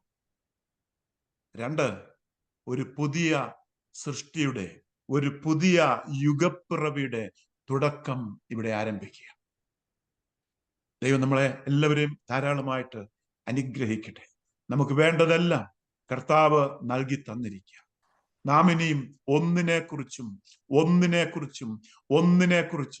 നാം ഇനിയും വേവലാതിപ്പെടണ്ട. നാം ശാപത്തിൽ നിന്ന് ശാപത്തിലേക്ക്, വിശ്രമത്തിൽ നിന്ന് വിശ്രമത്തിലേക്ക്. നാളെ എല്ലാവർക്കും അനുഗ്രഹിക്കപ്പെട്ട ദിവസമായിരിക്കും. നാളെ വീണ്ടും വേറൊരു വിശ്രമത്തിന്റെ ദിവസത്തിലേക്കാണ് പോകുന്നത്. അടുത്ത ദിവസം മറ്റന്നാള് വീണ്ടും വിശ്രമത്തിന്റെ ദിവസത്തേക്കാ പോകുന്നത്. നാം ആരുടെ കൂടെ നടക്കുന്നത്? അവന്റെ തോളത്ത് നുകം, അവന്റെ ചുമലിൽ നുകം വെക്കുമ്പോൾ അവന്റെ കൈ പിടിച്ചുകൊണ്ട് നാം വിശ്രമത്തിൽ നിന്നും വിശ്രമത്തിലേക്ക്, ഗ്ലോറിയിൽ നിന്നും ഗ്ലോറിയിലേക്ക്, സ്വസ്ഥതയിൽ നിന്നും സ്വസ്ഥതയിലേക്ക്, മഹത്വത്തിൽ നിന്നും മഹത്വത്തിലേക്ക് നാം പോയാൽ മാത്രം മതി. ഇത് വിശ്വസിച്ച് മാത്രം ഏറ്റെടുക്കേണ്ട ഒരു കാര്യമാണ്. വിശ്വസിച്ച് മാത്രം ഏറ്റെടുക്കേണ്ട ഒരു കാര്യമാണ്. ദൈവം നമ്മെ എല്ലാവരും അനുഗ്രഹിക്കട്ടെ. കർത്താവേ, ഞങ്ങൾ നിന്നെ സ്തുതിക്കുന്നു. രോഗികളായിരിക്കുന്നവർക്ക് വേണ്ടി പ്രാർത്ഥിക്കുന്നു. അല്ല, രോഗികളായിരിക്കുന്നവരെ ഞങ്ങൾ സൗഖ്യം ഞങ്ങൾ ഇന്ന് യേശുവിന്റെ നാമത്തിൽ നൽകി കൊടുക്കുക. Look at us. ഞങ്ങളെ നോക്കുക, എന്നെ നോക്കുക, നിങ്ങളെ ഓരോരുത്തരെയും നോക്കുക. പത്രോസും യോഹന്നാനും പറഞ്ഞതാണ്, ഞങ്ങൾക്കുള്ളത് നിനക്ക് തരുന്നു. I give what I have. You get healed in the name of Jesus. എന്ത് പഴകിയ അസുഖമാണ്, എത്ര 38 വർഷം ആയിരുന്നാൽ, get up, take your mat and walk. You are going to be healed tonight. ഇന്ന് യേശുവിന്റെ നാമത്തിൽ നമ്മൾ സൗഖ്യം ഏറ്റെടുക്കുക. ഇന്ന് സൗഖ്യം സംഭവിക്കട്ടെ. നമ്മുടെ പ്രാർത്ഥിച്ചുകൊണ്ടിരിക്കുന്ന വിഷയങ്ങൾക്ക് ദൈവം മറുപടി അയക്കുക. അത് മുഴുവൻ ഇവിടെ പ്രൊവൈഡ് ചെയ്തിട്ടുണ്ട്. നമ്മുടെ ആത്മീയ ജീവിതത്തിനും ഭൗതിക ജീവിതത്തിനും ആവശ്യമുള്ളത് മുഴുവൻ ഇവിടെ പ്രൊവൈഡ് ചെയ്തിരിക്കുക. Thank you, Lord, for listening our prayer. Thank you for the answer. Thank you for the victory. ദൈവം ഞങ്ങൾക്ക് മറുപടി തന്നു കഴിഞ്ഞിരിക്കുന്നതിനായി സ്തോത്രം. നിങ്ങളുടെ ഉള്ളിലുള്ള യേശു, എന്റെ ഉള്ളിലുള്ള യേശു, ഹല്ലേലൂയ. നിങ്ങളുടെ ഉള്ള പരിശുദ്ധാത്മാവ്, എന്റെ ഉള്ളിലുള്ള പരിശുദ്ധാത്മാവ്, യേശുവിൽ ഉണ്ടായിരുന്ന അതേ പരിശുദ്ധാത്മാവ്. We are somebody. നമ്മള് ദൈവം വസിക്കുന്നവർ. ദൈവം യേശുവിന്റെ നാമത്തിൽ ചോദിക്കുന്നു. ദൈവം എല്ലാവരെയും അനുഗ്രഹിക്കും.